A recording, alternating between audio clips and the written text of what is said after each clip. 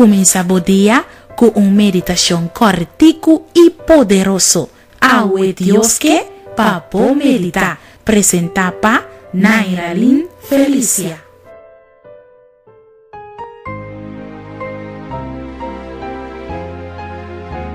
O título de nossa meditação para awe tá Deus te llamado.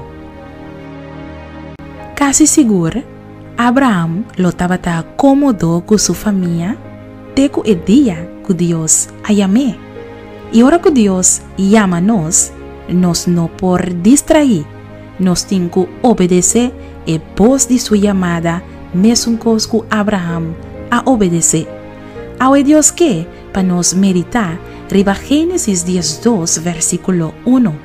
Agora, Senhor avisa Abraham, sale fora de boteira e fora de bo família e fora de casa de botata, vai na terra que lo me mostrabo.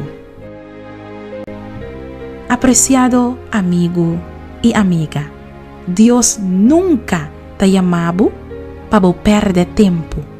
Ora que Deus chamado, sempre tapa propósito. Deus te chamado para botar salvar. Deus te chamado para receber perdão de bo picanan. Deus te chamado para sobre que donabo vida eterna.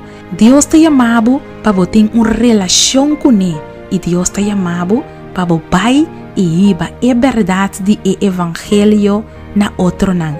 E Deus te permite que lo é bendicionado dentro e área nan de bo vida. Deus te chamado, não distrair.